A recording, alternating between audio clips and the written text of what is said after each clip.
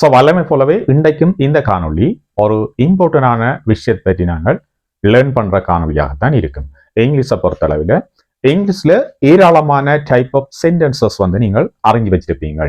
ஏராளமான சென்டென்சஸ் இங்கிலீஷ்ல இருக்குது. அந்த சென்டென்சஸ்ல இன்றைக்கு நாங்கள் பார்க்க போற ஒரு முக்கியமான டைப் ஆஃப் சென்டென்சஸ். இந்த சென்டென்சஸ் தொடர்பாக நான் எல்லா விஷயங்களையும் உங்களுக்கு சொல்லித்தர இருக்கிறேன். மிக முக்கியமான விஷயம், இங்கிலீஷை நாங்கள் லேர்ன் பண்ணி கொண்டிருக்கிறோம்னா நிச்சயமாக இந்த சென்டென்சஸ் டைப் தெரிஞ்சிருக்கணும். பொதுவாக நாங்கள் சென்டென்சஸ் டைப் பார்த்தோம்னா ஆக்டிவ் வாய்ஸ்ல இருக்கிற சென்டென்சஸை நாங்கள் பார்த்திருப்போம். ஸோ பசிவ் வாய்ஸ்ல இருக்கிற சென்டென்சஸ் சொல்லி நீங்கள் கேள்விப்பட்டிருப்பீங்க. இன்றைக்கு நாங்கள் பார்க்க போற சென்டென்சஸ் டைப் என்னன்னா ஆக்டிவ் வாய்ஸ்ல இருக்கிற சென்டென்சஸ் இல்லை. நாங்கள் பார்க்க போறது பசிவ் வாய்ஸ்ல இருக்கிற சென்டென்சஸ். இந்த பசிவ் வாய்ஸ்ல இருக்கிற சென்டென்சஸ் வெரி இம்பார்ட்டன்ட். இந்த சென்டென்சஸ் தான் நிறைய இடங்கள்ல பயன்படுத்தப்படும். ஒரு ஃபார்மர் ரைட்டிங்லையும் சரி, அல்லது ஆஃபீஷியல் ரைட்டிங்லையும் சரி, அல்லது இந்த அகடமிக் ரைட்டிங்லையும் சரி, இந்த பசிவ் வாய்ஸ்ல இருக்கிற சென்டென்சஸ் தான் அதிகமாக பயன்படுத்தப்படும். அது மட்டும் இல்லாமல் ரிப்போர்ட்டிங் செய்யும் போது அதிகமாக நாங்கள் இந்த பசிவ் வாய்ஸ் சென்டென்சஸ் தான் யூஸ் பண்ணுவோம். ஏனண்டா அதுக்கு ஏராளமான ரீசன்ஸ் இருக்குது. பசிவ் வாய்ஸினுடைய பயன்பாடு நிறைய இருக்குது. நிறைய இடங்களை நாங்கள் பசிவ் வாய்ஸ் தான் பயன்படுத்தணும்னா கட்டாயம் கூட இருக்குது. எல்லா இடங்களையும் நாங்கள் ஆக்டிவ் வாய்ஸ் சென்டென்சஸை பயன்படுத்த முடியாது. ஏனென்றால் இந்த ஆக்டிவ் வாய்ஸ் சென்டென்சஸ்ல எப்பவுமே ஆக்ஷனுக்கு முன்னுரிமை அளிக்கப்படுவதில்லை. பதிலாக அந்த ஆக்ஷனை செய்பவருக்கு தான் முன்னுரிமை அளிக்கப்படுது, சப்ஜெக்டுக்கு தான் முன்னுரிமை அளிக்கப்படுது. இதன் காரணமாக சில இடங்கள்ல நாங்கள் சப்ஜெக்டை தவிர்த்து பேச வேண்டிய நிர்பந்தங்களுக்குள்ள தள்ளப்படுவோம். அந்த சந்தர்ப்பங்கள்ல நாங்கள் ஆக்டிவ் வாய்ஸ்ல இருக்கிற சென்டென்சஸை பயன்படுத்த முடியாமல் இருக்கும். அப்படி பயன்படுத்தினோம்னா சில இடர்பாடுகளை நாங்கள் சந்திக்க வேண்டி வரும்.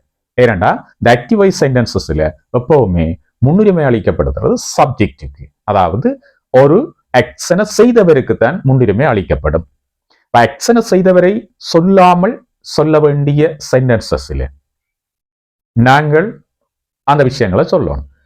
அப்படி என்று சொன்னால் நாங்கள் எந்த டைப் ஆஃப் சென்டென்சஸை பயன்படுத்தணும்? இங்க தான் நாங்கள் பசிவ் வாய்ஸை பயன்படுத்தணும். சரி, இன்றைக்கு நாங்கள் பார்ப்போம் இந்த பசிவ் வாய்ஸ் என்றது எதற்காக பயன்படுத்தப்படுது.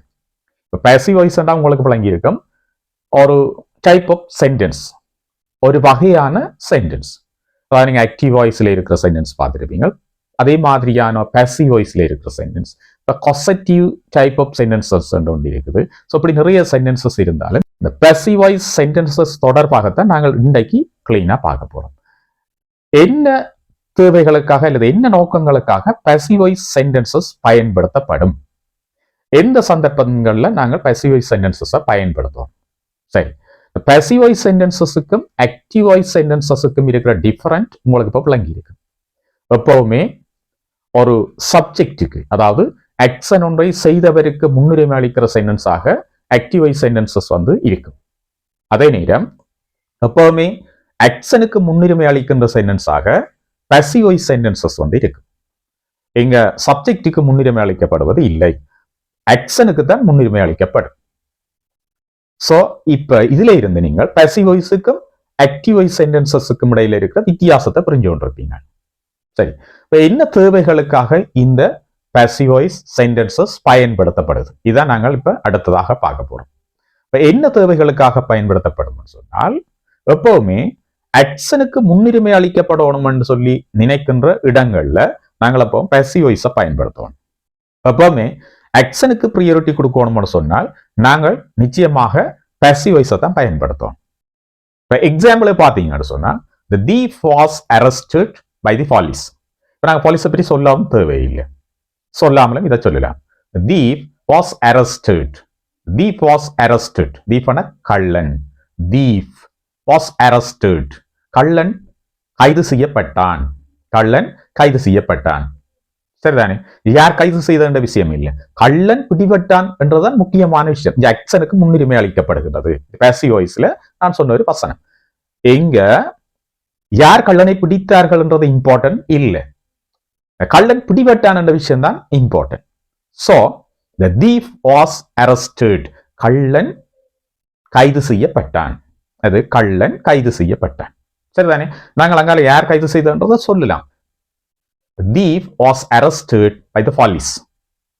போலீஸால, அந்த காவல்துறையால கள்ளன் கைது செய்யப்பட்டான். கைது செய்தவர்களுக்கு முன்னுரிமை அளிக்காமல் நாங்கள் இந்த சென்டென்ஸ்ல ஆக்சன் என்ன நடந்தது என்ற விஷயத்தை முன்னுரிமை அளித்து சொல்றோம். சரிதானே? இதுல இருந்து உங்களுக்கு விளங்கி இருக்கும் இந்த விஷயம் எப்படி வரணும்னு சொல்லி. நாங்கள் ஆக்சனுக்கு ப்ரியாரிட்டி கொடுக்குற இன்னொரு சந்தர்ப்பம் பார்த்தீங்கன்னா, the bridge was built in 1990. The bridge was built in 1990. The bridge was built in 1990. பாலம் 1990ஆம் ஆண்டு கட்டப்பட்டது. The bridge was built in 1990. தானே? இந்த பிரிட்ஜ் யார் கட்டினார்கள் என்ற விஷயம் இல்லை. அந்த பிரிட்ஜ் கட்டப்பட்டது என்றுதான் இங்க சொல்லப்படுது. சரிதானே? ஆக்சனுக்கு முன்னுரிமை அளிக்கப்பட்டிருக்குது. ஸோ இன்னொரு விஷயம் நாங்கள் பார்ப்போம். The match was won by Sri Lanka. The match was won by Sri Lanka. இலங்கையால் போட்டி வெல்லப்பட்டது. இலங்கையால் போட்டி வெல்லப்பட்டது. இம்பார்ட்டன்ட். இப்ப நாங்கள் இலங்கை பற்றி கதைக்காமல் சொல்லலாம். The match was won. போட்டி வெல்லப்பட்டது. மேட்ச் வெல்லப்பட்டது. ரைட்? இலங்கையாளன்னு சொல்லிக்குள்ள இலங்கையால வெல்லப்பட்டது. ஆனால் எதுக்கு முன்னுரிமை அளிக்கப்பட்டிருக்குது? போட்டி வெல்லப்பட்டது. இலங்கையினுடைய அணியால போட்டி வெல்லப்பட்டது. சரிதானே? போட்டி வெல்லப்பட்டது என்ற விஷயம் தான் இங்க முன்னுரிமை அளிக்கப்பட்டிருக்கு. ஓகே. அப்ப passive voiceல இருக்கிற சென்டென்சஸ் நாங்கள் பயன்படுத்துவதற்கான முதலாவது நோக்கம் என்னன்னா, ஆக்சனுக்கு முன்னுரிமை அளிக்கணும்னு சொல்லி நீங்கள் எப்ப திங்க் பண்றீங்களோ அந்த சென்டென்சஸை நீங்க பாசிவ்ல சொல்லலாம். அந்த இடத்துல ஆக்சனுக்கு முன்னுரிமை அளிக்கப்படும். ரைட்? ஆக்டிவ் வாய்ஸ்ல சொன்னீங்கன்னா நிச்சயமாக அது ஆக்டிவ் வாய்ஸ்ல சொல்லப்படுற ஒவ்வொரு சென்டென்சஸ்லயும் சப்ஜெக்டுக்கு தான் முன்னுரிமை அளிக்கப்படும். ஒரு ஆக்சன் யாரால செய்யப்பட்டது என்று உங்களுக்கு தெரியாத போது நீங்கள் பாசிவ் வாய்ஸ்ல தான் சென்டென்சஸை பயன்படுத்த வேண்டி வரும். பொதுவாக நாங்கள் இப்ப பேசிக்கொண்டு இருக்கும்போது எங்களுக்கு ஒரு செயலை யார் செய்தவர் என்று தெரியவில்லை என்றால் நாங்கள் பேசும்போது தடமாற தேவையில்லை. என்ன செய்யலாம்? அந்த சென்டென்ஸை பாசிவ்ல யூஸ் பண்ணினீங்கன்னா இலகுவாக அந்த விஷயத்தை நீங்கள் கன்வே பண்ணக்கூடியதாக இருக்கும். என்னடா ஆக்டிவ்ல சொல்லணும்னா நிச்சயமாக எங்களுக்கு என்ன வேணும்? சப்ஜெக்ட்ன்றது வேணும். சப்ஜெக்டுக்கு முன்னுரிமை அளிக்கணும். ஸோ சப்ஜெக்ட்ன்றது ஃபர்ஸ்டா வேணும். ஆனால் பாசிவ்ல சொன்னீங்கன்னா இந்த சப்ஜெக்டை பற்றி திங்க் பண்ண தேவையில்லை. சப்ஜெக்டை பற்றி யோசிக்காமல் நீங்க என்ன செய்யலாம்? விஷயத்தை சொல்லலாம். ஃபார் an எக்ஸாம்பிளுக்கு பாருங்க. My phone was stolen. My phone was stolen. என்னுடைய தொலைபேசி களவாடப்பட்டது. கள்ளனை பொதுவா போலீஸ் அரெஸ்ட் பண்ணும் வரைக்கும் தெரியுமோ யாரண்டு? எங்களுக்கு தெரியாது. என்ன கள்ளனை தெரியாது. ஆனா போன் களவெடுக்கப்பட்டதுன்னு தெரியும். என்னுடைய போன் களவெடுக்கப்பட்டுட்டது. நடந்த விஷயம் என்னன்னு தெரியும். ஆக்சன் தெரியும். ஆனால் யார் களவெடுத்ததுன்னு தெரியாது. அதால நாங்கள் அந்த இடத்துல நாங்க சொல்லுவோம். எப்படி சொல்லுவோம்? My phone was stolen. என்னுடைய போன் களவாடப்பட்டது. My motor bike was stolen. என்னுடைய மோட்டார் பைக் களவாடப்பட்டது. இங்க எங்களுக்கு யார் களவாடினு தெரியாது. அதால நாங்கள் இங்க ஒரு சப்ஜெக்ட் எங்களுக்கு தெரியாத போது அந்த இடத்துல நாங்கள் என்ன செய்யலாம் சொன்னா பாசிவ் வாய்ஸ்ல இந்த சென்டென்சஸ் யூஸ் பண்ணி எங்களோட மெசேஜை கன்வே பண்ணலாம். இப்ப விளங்கிட்டு தானே உங்களுக்கு? சிம்பிளா இருக்கு. ஸோ இன்னும் ஒரு எக்ஸாம்பிள் நான் உங்களுக்கு சொல்லலாம். The window was broken. கள்ளன் உள்ள நுழையக்குள்ள விண்டோவை உடைச்சி கொண்டு நுழைஞ்சிட்டேன். ஆனா உண்மையா யார் கள்ளன் எங்களுக்கு தெரியாது. பொதுவா சொல்லிக்கல கள்ளன்னு சொல்லலாம். ஸோ உங்களுக்கு யார் உடைச்சதுன்னு தெரியாது. இப்ப நாங்கள் சொல்றோம் the window was broken. ஜன்னல் உடைக்கப்பட்டுள்ளது. window was broken. ஜன்னல் உடைக்கப்பட்டுள்ளது. யாரால உடைக்கப்பட்டதுன்னு தெரியாது. ஆனால் ஜன்னல் உடைக்கப்பட்டிருக்கின்றது. ரைட்? ஜன்னல் உடைக்கப்பட்டிருந்தது. The window was broken.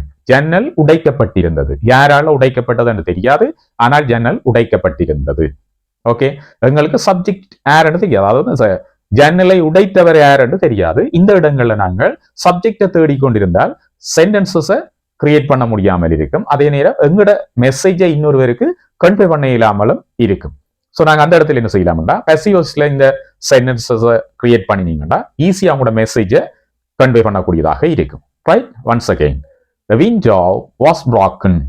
The window was broken. ஜன்னல் உடைக்கப்பட்டிருந்தது. ஓகே தானே? ஒரு சிம்பிளான விஷயம்.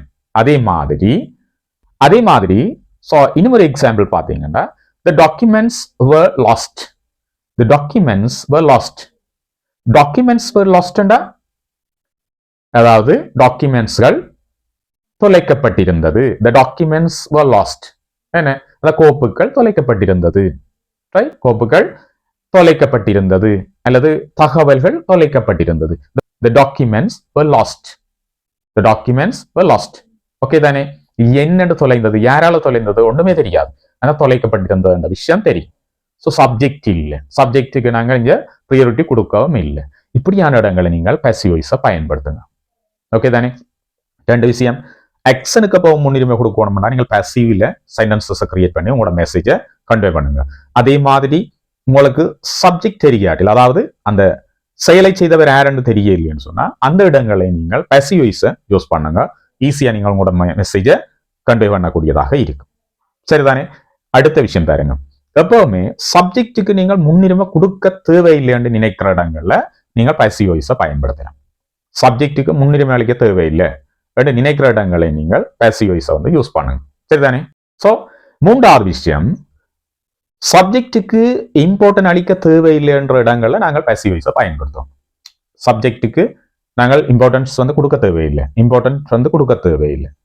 ரைட், இந்த மாதிரியான இடங்களை நீங்கள் passive voice யூஸ் பண்ணுங்க.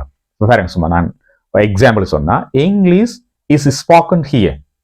English is spoken here. இங்கு ஆங்கிலம் பேசப்படுகின்றது. English is spoken here. ஆங்கிலம் இங்கு பேசப்படுகின்றது. இந்த சப்ஜெக்டுக்கு முன்னுரிமை கொடுக்க தேவையில்லை, யாரால பேசப்படுதுன்னு சொல்ல தேவையில்லை. நாங்கள் பொதுவாக இந்த இடங்கள்ல ஆங்கிலம் பேசப்படுகின்றது. English is spoken here. English is spoken here. ஆங்கிலம் இங்கு பேசப்படுகின்றது.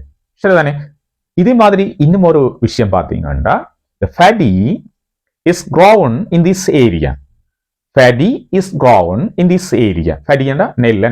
இந்த பகுதியில் நெல் விளைவிக்கப்படுகின்றது அல்லது பயிரிடப்படுகின்றது. the paddy is grown in this area. இந்த பகுதியில், இந்த பிரதேசத்தில் நெல் பயிரிடப்படுகின்றது. இங்கே யார் நெல் பயிரிடுகின்றார்கள் என்ற விடயம் பற்றி நாங்கள் பேச இல்லை.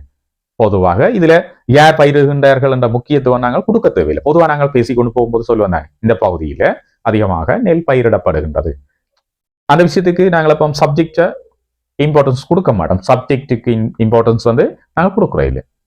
ஆகவே நாங்கள் அந்த இடங்கள்ல passive voiceல சென்டென்சஸை கிரியேட் பண்ணி மெசேஜை நாங்கள் கன்வே பண்ணலாம். Right, paddy is grown in this area. paddy is grown in this area. நெல் இந்த இடங்களில் பயிரிடப்படுகின்றது. சோ இன்னொரு எக்ஸாம்பிள்ஸ் பார்ப்போம். இந்த இடத்துல mobile phones are sold here. Mobile phones are sold here. Mobile phones வந்து இந்த இடத்துல விற்பனை செய்யப்படுகின்றது. மொபைல் போன் வந்து இந்த இடத்துல விற்பனை செய்யப்படுகின்றது. Mobile phones are sold here. Mobile phones are sold here. இங்கே மொபைல் போன்ஸ் வந்து விற்பனை செய்யப்படுகின்றது. கை தொலைபேசிகள் இங்கே விற்பனை செய்யப்படுகின்றது. Right, the mobile phones are sold here. the mobile phones are sold here. இங்கே மொபைல் போன்ஸ் வந்து விற்பனை செய்யப்படுகின்றது. இதிலேயும் நாங்கள் யார் விற்பனை செய்கின்றார்கள் என்ற விஷயத்தை பற்றி கதைக்க இல்லை. ரைட், இந்த சென்டென்சஸ் எல்லாத்திலையும் பார்த்திருப்பீங்க. யாரால ஆங்கிலம் பேசப்படுகின்றது என்று நாங்கள் கதைக்க இல்லை. யாரால நெல் பயிரிடப்படுகின்றது என்ற விஷயத்தை பற்றி கதைக்கல. ஏண்டா பொதுவாக எல்லாருமே பயிரிடுகின்றார்கள். அப்ப நாங்கள் ஒவ்வொரு தரையா சுட்டி காட்டணும், அப்படி ஒன்றும் கதைக்கல. பொதுவாக இந்த ஏரியாவில் நெல் பயிரிடப்படுகின்றது. பொதுவாக இந்த ஏரியாவில் ஆங்கிலத்தில் பேசப்படுகின்றது. ரைட், பொதுவாக இந்த இடத்துல மொபைல் போன் வந்து விற்பனை செய்யப்படுகின்றது. ரைட், இங்க நாங்கள் எப்பவுமே சப்ஜெக்டுக்கு வந்து முன்னுரிமை அளிக்க இல்லை. ரைட், இது மூன்றாவது விஷயம். சரிதானே? ஆக்ஷனுக்கு முன்னுரிமை அளிக்க தேவையில்லை என்ற இடம் முதலாவது விஷயம். இரண்டாவது, சப்ஜெக்ட் யார் என்று உங்களுக்கு தெரியலைன்னு சொன்னா அந்த இடத்துல நீங்கள் passive voice பயன்படுத்தலாம். அது இரண்டாவது விஷயம். மூன்றாவது விஷயம் பாத்தீங்கன்னா, ஒரு சப்ஜெக்டுக்கு முன்னுரிமை அளிக்க தேவையில்லை என்று நீங்கள் நினைக்கிற இடங்கள்ல passive voiceல சென்டென்சஸை கிரியேட் பண்ணி யூஸ் பண்ணுங்க. இந்த விஷயங்கள் உங்களுக்கு விளங்கியிருந்தா passive voice ஓகே என்று ஒரு கமெண்ட் பண்ணுங்க. நான் விளங்கிக் கொள்வேன் எத்தனை பேருக்கு இந்த விஷயம் நான் கிளீனா சொல்லி தந்திருக்கிறேன். நன்றி. ஓகேயா? சோ நெக்ஸ்ட் அடுத்த விஷயத்துக்கு போவோம். அடுத்த விஷயம் பாத்தீங்கன்னா, நான் சொன்ன மாதிரி இம்பார்ட்டன்டான விஷயம். இது ஆஃபீஷியலான அல்லது ஃபார்மலான ரைட்டிங்ல வந்து பயன்படுத்துற ஒரு விஷயம். அலுவலக ரீதியான விஷயங்களுக்கு இந்த டைப் ஆஃப் சென்டென்ஸ் வந்து அதிகமாக பயன்படுத்தப்படும். நீங்க பாத்தீங்கன்னா அகடமிக் ரிப்போர்ட்டிங் இந்த விஷயங்களுக்கு ரிப்போர்ட் பண்ற விஷயங்களுக்கு அகாடமிக் தொடர்பான விஷயங்களுக்கு எல்லாம் இதுதான் பயன்படுத்தப்படும். ரைட், எக்ஸாம்பிளுக்கு பாருங்க. The project was completed successfully. The project was completed. The project was completed. Project வந்து கம்ப்ளீட் பண்ணப்பட்டது. Project was completed. ஓகே தானே? சிம்பிளான ஒரு விஷயம். இங்க என்ன சொல்லப்படுது? The project was completed. Project வந்து கம்ப்ளீட் பண்ணப்பட்டது. ரைட், ப்ராஜெக்ட் வந்து பூரணப்படுத்தப்பட்டு விட்டது சொல்றதுக்காக நாங்கள் இந்த பாசிவ் வாய்ஸை பயன்படுத்தி கூடுதலாக நாங்கள் அகாடமிக்ல யூனிவர்சிட்டிஸ்ல வந்து பயன்படுத்துற ஒரு விஷயமா தான் இருக்கும். Right, assessment was completed. Assessment வந்து கம்ப்ளீட் பண்ணப்பட்டது. ரைட், இப்படி நிறைய விஷயங்களை நாங்கள் பயன்படுத்துவோம். அதே மாதிரி இதுல மேலும் சில எக்ஸாம்பிள்ஸ் பார்த்தோம்னா, the meeting was conducted yesterday. The meeting was conducted yesterday. நேற்று கூட்டம் நடாத்தப்பட்டது. The meeting was conducted yesterday. நேற்று மீட்டிங் நடத்தப்பட்டது. நேற்று மீட்டிங் வந்து நடத்தப்பட்டது. பொதுவாக அலுவலக ரீதியாக பேசுகின்ற ஒரு விஷயமாக இது இருக்கும். ஸோ இந்த விஷயங்களுக்கு நாங்கள் பாசிவ் வாய்ஸை வந்து பயன்படுத்துவோம். ஸோ இதுக்கு இன்னும் ஒரு எக்ஸாம்பிள் பார்த்தோம்னா, the report was submitted. The report was submitted. Report வந்து சப்மிட் பண்ணப்பட்டது, அதாவது ரிப்போர்ட் வந்து கையளிக்கப்பட்டு விட்டது. சரிதானே? ரிப்போர்ட் வந்து கையளிக்கப்பட்டு விட்டது. Report was submitted. ரிப்போர்ட் வந்து கையளிக்கப்பட்டு விட்டது. ரைட், இதுவும் ஒரு அலுவலக ரீதியான விஷயங்களுக்கு பயன்படுத்துற ஒரு சென்டென்ஸா தான் இருக்கு. ஆகவே பாசிவ் வாய்ஸ் சென்டென்சஸ் நாங்கள் பயன்படுத்துற நாலாவது விஷயம் பார்த்து நாங்கள் அலுவலக ரீதியாக ஆஃபீஷியலா பயன்படுத்துகின்ற ரைட்டிங்ல, ஏன்னா அகடமிக் ரைட்டிங்ல, ரிப்போர்ட்டிங் ரைட்டிங்ல நாங்கள் இந்த பாசிவ் வாய்ஸ் சென்டென்சஸை அதிகமாக யூஸ் பண்ணுவோம். சரிதானே? உங்களுக்கு பாசிவ் வாய்ஸஸ் பயன்படுத்துகின்ற 4 விஷயங்கள் சொல்லியிருக்கிறேன். ரைட், அடுத்தது 5வது விஷயம், இதுதான் லாஸ்ட். 5வது விஷயம் தான் லாஸ்டான விஷயம். எல்லா விஷயங்களையும் நீங்க கிளீனா வழங்கி இருப்பீங்கன்னு நினைக்கிறேன். இந்த விஷயத்தை நாங்கள் அடுத்ததாக பார்ப்போம். ஸோ இந்த லாஸ்டா இருக்கிற விஷயம் இம்பார்ட்டன்டான விஷயம், பிளேம் அவாய்டிங் சென்டென்சஸ். பிளேம் என்ன? குற்றச்சாட்டுகள். இந்த குற்றச்சாட்டுகளை தவிர்த்துக் கொள்றதுக்காக பயன்படுத்துற சென்டென்சஸ். குற்றச்சாட்டுகளை வந்து தவிர்த்துக் கொள்றதுக்காக. ஏனென்றா நாங்கள் ஒரு விஷயத்தை சொல்லிக்கல, சப்ஜெக்டில் யாராவது ஒருவருடைய பெயரை சொன்னோம்னு சொன்னா அவர் நிச்சயமாக அந்த விஷயத்தை செய்யலைன்னா எங்கள் மீது குற்றச்சாட்டுகள் வைக்கப்படும். அல்லது தவறுதலாக ஒருவருடைய பெயரை பயன்படுத்துகின்ற போது அவர் அந்த விடயத்துல ஈடுபடையில அல்லது செய்யலைன்னு சொன்னா, அந்த ஆக்ஷன் அவர் செய்யலைன்னு சொன்னா எங்கள் மீது குற்றச்சாட்டுகள் மேற்கொள்ளப்படும். ஸோ அதை தவிர்த்துக் கொள்றதுக்காக நாங்கள் இந்த பாசிவ் வாய்ஸை பயன்படுத்தினோம்டா, பாசிவ் வாய்ஸ் சென்டென்சஸை பயன்படுத்தினோம்டா நாங்கள் இந்த பிளேமை என்ன செய்யலாம்னு சொன்னா avoid பண்ணிக்கொள்ளலாம். The mistakes were done. தவறுகள் செய்யப்பட்டன. Mistakes were done. தவறுகள் செய்யப்பட்டன. யாரை பற்றியும் கதைக்க இல்லை, ஒருவரை பற்றியும் இதுல சொல்ல இல்லை. ரைட், அப்ப யாரும் எங்கள் மீது என்ன செய்யலாது? குற்றச்சாட்டுகளை முன்வைக்க முடியாது. ரைட், எங்கள் மீது குற்றச்சாட்டுகளை முன்வைக்க முடியாது. சரிதானே? Mistakes were done. தவறுகள் செய்யப்பட்டன, தவறுகள் மேற்கொள்ளப்பட்டன. Right, mistakes were done. தவறுகள் மேற்கொள்ளப்பட்டன. ஸோ இங்க யாருமே குற்றச்சாட்டுகளை சொல்ல முடியாமல் இந்த சென்டென்ஸை நாங்கள் பாசிவ் வாய்ஸினூடாக சொல்லி இருக்கிறோம். The money was spent. பணம் செலவிடப்பட்டது. யாரால செலவிடப்பட்டது என்ற விஷயம் சொல்லப்பட இல்லை. Right, money was spent. பணம் செலவிடப்பட்டது. Right, the door was locked. கதவு பூட்டப்பட்டது. The door was locked. கதவு பூட்டப்பட்டது. யார் கதவை பூட்டினார்கள் என்ற விஷயம் நாங்கள் சொல்லல. அதால எங்கள் மீது யாரும் குற்றச்சாட்டுகளை முன்வைக்க முடியாது. ஓகே தானே? நான் இன்றைக்கு உங்களுக்கு சொல்லி தந்த விஷயம் பாசிவ் வாய்ஸ், அதாவது சென்டென்சஸ்ல இங்கிலீஷ்ல இருக்கிற டைப் ஆஃப் சென்டென்சஸ்ல வெரி இம்பார்ட்டன்டான ஒரு சென்டென்ஸ் டைப் தான் இந்த passive voice sentences. Passive voice sentences வந்து நிறைய டென்சஸ்ல வந்து இருக்கு. ஆனாலும் அந்த சென்டென்சஸ் பொதுவான விஷயத்தை தான் நான் உங்களுக்கு சொல்லி இருக்கிறேன். பொதுவாக பாசிவ் வாய்ஸ் சென்டென்சஸ் என்ன தேவைகளுக்காக பயன்படுத்தப்படும் ரெண்டு விஷயத்தை மட்டும்தான் இதுல நான் உங்களுக்கு சொல்லியிருக்கிறேன். 5 விடயங்களுக்காக பாசிவ் வாய்ஸ் பயன்படுத்தப்படுது. 5 விடயங்களும் உங்களுக்கு நினைவில் இருக்கும். வெரி இம்பார்ட்டன்டான விஷயங்கள்ன்றதும் உங்களுக்கு இப்ப இது தெரிஞ்சிருக்கும். ஏனென்றா ஏராளமான விஷயங்களுக்கு நாங்கள் இந்த பாசிவ் வாய்ஸை பயன்படுத்துறோம். எங்க சப்ஜெக்ட் யூஸ் பண்ணக்கூடாதுன்னு நினைக்கிறோமோ அந்த இடங்கள் எல்லாம் நாங்கள் பாசிவ் வாய்ஸை பயன்படுத்துவோம். யாருடைய பெயரை சொல்லாமல் அவர் செய்த ஆக்ஷனை பற்றி நீங்கள் கதைக்க போறீங்களோ அந்த இடத்துல நாங்கள் பாசிவ் வாய்ஸ் யூஸ் பண்ணுவோம். Right, this is very important type of sentences. Right. இந்த சென்டென்சஸ் நீங்கள் கிளீனா லேர்ன் பண்ணினீங்கன்னா ஏராளமான இடங்கள்ல நீங்கள் இந்த சென்டென்சஸ் யூஸ் பண்ணி உங்களோட கன்வர்சேஷனை ஸ்மார்ட்டா கொண்டு போகலாம். ஏனென்றா இதுல நிறைய யூசஸ் இருக்குது என்ற விஷயம் இப்போ உங்களுக்கு விளங்கி இருக்கும். ரைட். சோ உங்களுக்கு இந்த விஷயம் விளங்கி இருந்தா நீங்கள் வெயிட் பண்ணணும். அடுத்ததா பாசிவ் வாய்ஸ்ல இருக்கிற ஒவ்வொரு டைப் ஆஃப் சென்டென்சஸையும் நான் ஒவ்வொரு வீடியோல உங்களுக்கு அடுத்தடுத்து தரப்போறேன். மிக எளிமையாக எல்லா விஷயங்களையும் பேட்டர்ன் அடிப்படையில் தந்து நான் தரப்போறேன். பேட்டர்னா தருவேன். அந்த பேட்டர்னை பற்றி கொண்டு நீங்கள் என்ன செய்யலாம்னா பாசிவ்ல சிம்பிளா கிரியேட் பண்ணக்கூடிய மாதிரி இருக்கும் sentences. Right. Pattern English very important. அதோட வெரி ஈஸி நீங்கள் லேர்ன் பண்றதுக்கு. அடுத்த காணொலியில உங்களுக்காக அந்த விஷயத்தை நான் கொண்டு வர இருக்கிறேன். அதே நேரம் டாக் இங்கிலீஷ் சேனலை சப்ஸ்கிரைப் பண்ணி அந்த பெல் ஐக்கனை கிளிக் பண்ணி ஆல் அண்ட் ஆப்ஷனை கொடுத்து வைங்க. நான் பதிவிடக்கூடிய எல்லா காணொலிகளும் உங்களை உடனடியாக வந்து சேரும். அதனூடாக நீங்கள் இங்கிலீஷை லேர்ன் பண்ணலாம். அது மட்டும் இல்ல, உங்களுடைய நல்ல எல்லா கருத்துக்களையும் பதிவிடுங்க. இந்த காணொலிகளை இன்னும் இம்ப்ரூவ் பண்றதுக்கு அது எனக்கு உதவியாக இருக்கும். சோ மற்றொரு காணொலியில உங்கள் எல்லாரையும் சந்திக்கிறேன். நான் உங்கள் ராம். வணக்கம்.